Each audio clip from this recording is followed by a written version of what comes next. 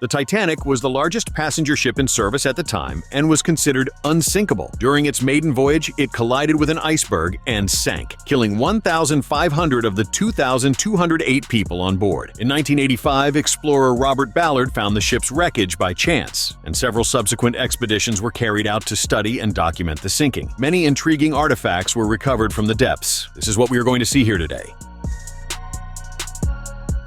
The musician Wallace Hartley was one of the members who played violin in the Titanic's orchestra, which ended up becoming very well known thanks to the 1997 film. According to accounts and testimonies from survivors, Wallace Hartley and his orchestra kept playing music to calm the passengers while the Titanic was sinking. These accounts claim that Hartley was seen with his violin until the very last moment. In 2006, a violin was recovered from the wreckage inside a bag allegedly found near the site of the disaster and was attributed to Wallace Hartley. However, the authenticity of that violin has been the subject of debate and scientific analysis ever since. According to some information, after several tests and analyses, they ended up concluding that indeed that violin belonged to the musician on that day.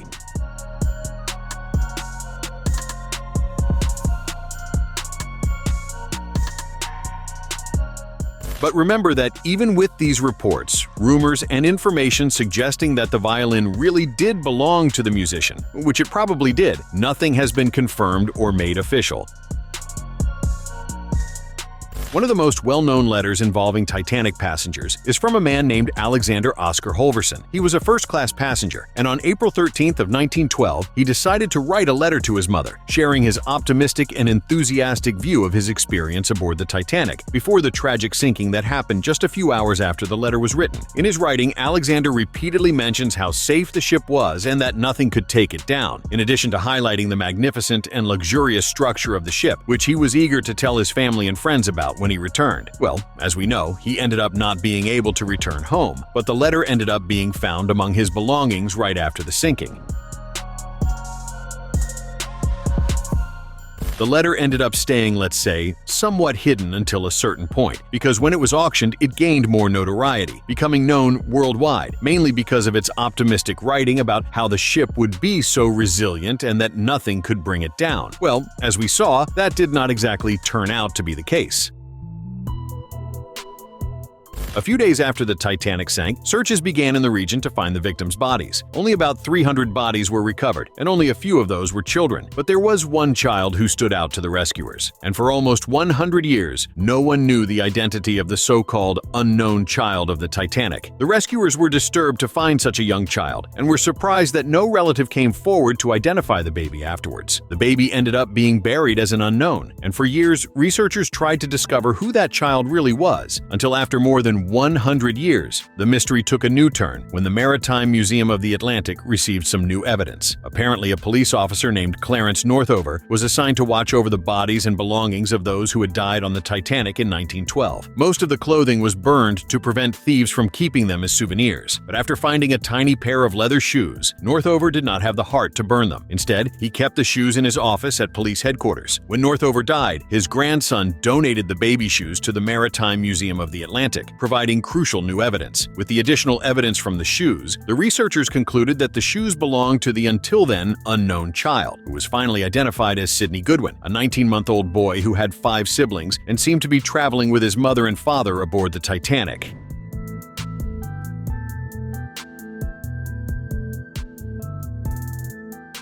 Sidney Goodwin's entire family ended up dying in the disaster. Even after the discovery, the child's living relatives decided not to change the tombstone to his name, because according to them, the unknown child represented all the children who lost their lives in the tragic sinking.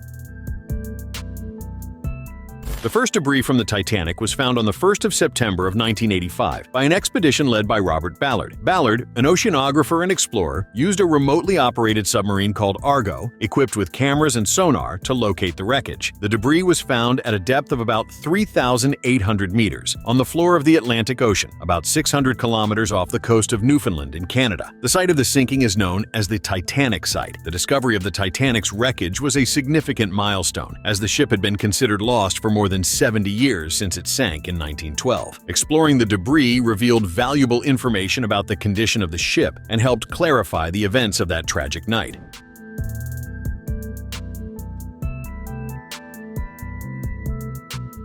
Because the ship had been at the bottom of the sea for so long, it was in a more precarious condition, with many parts more brittle, but they still managed to retrieve a very large portion of the ship's hull, which was restored and placed in a museum, becoming known as the Big Piece. The Titanic's emergency bell is an iconic and highly symbolic item related to the ship's sinking. During the Titanic's operational period, the emergency bell was used to send sound signals to the crew and passengers, warning them of emergency situations. The Titanic's emergency bell is an iconic and highly symbolic item related to the ship's sinking. In some videos, you can find replicas that were made based on information and observations of the original, even in its decayed state.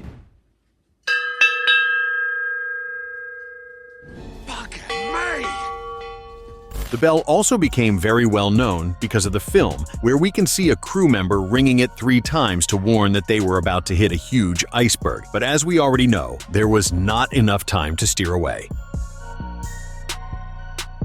Adolf Saalfeld was a chemist who was aboard the Titanic in first class. He ended up surviving the sinking, but his belongings remained on the ship and of course were lost at the bottom of the ocean. Adolf was on his way to New York, carrying some perfume bottles that he had tested in order to develop and market new fragrances there, but his bottles ended up being lost, until during an expedition to find wreckage and preserve the Titanic area, the box with Adolf's perfume bottles was found. Unfortunately, he was no longer with us to see it, but the situation turned into a curious piece of news. Adolf Saalfeld had 64 perfume bottles in his suitcase, of which 62 were recovered from the ocean floor in a leather box. We recovered the bag in, I think, 1998, and Mr. Saalfeld did survive. During an exhibition held in 2007 in Canada, visitors could smell the perfumes from the past century through small openings in a box where they placed the fragrances developed by Adolf. Another curiosity is that experts studied and managed to uncover the composition used by the chemist to develop the perfumes, and from that they created a perfume called Legacy 1912 Titanic, which sold very well and was very successful at a certain time.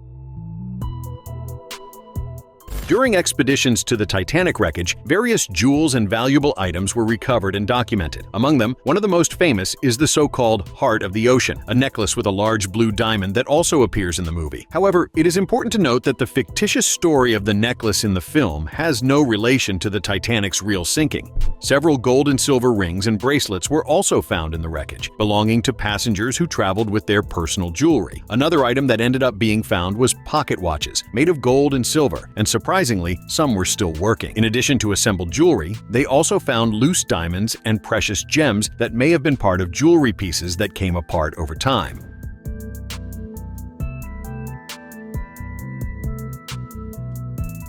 It is important to emphasize that many of the jewels found in the Titanic's wreckage were in a state of corrosion or were damaged due to prolonged exposure to seawater. The recovered items are preserved and displayed in museums and exhibitions to tell the story of the Titanic and the people who were on board.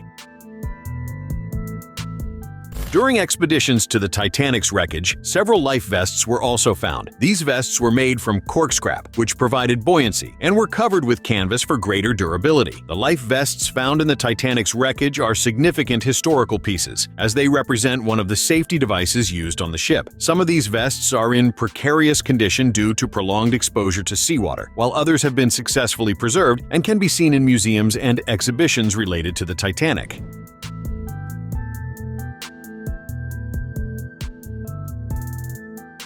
In addition to life vests, other safety-related items were also found, such as lifeboats and life rings. These artifacts ended up helping historians better understand how the safety measures implemented on the ship at the time worked, as well as helping to tell the tragic story of the sinking and the attempts at survival.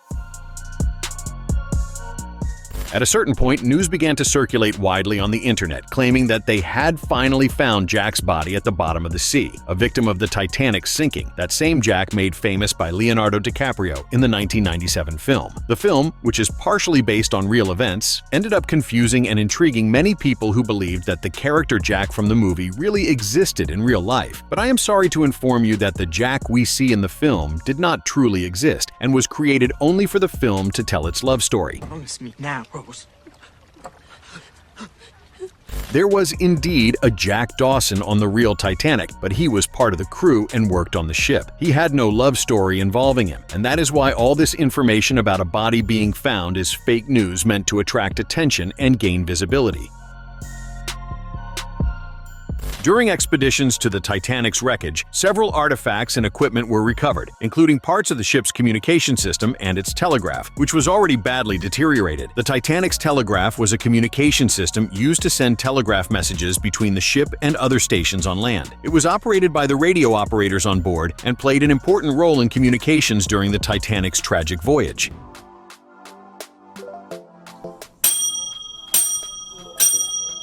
It ended up being found a little distance from the main part of the wreck, probably because of ocean currents, and it was already in an advanced state of corrosion. It was only possible to identify it because of its shape, which had not yet been completely destroyed.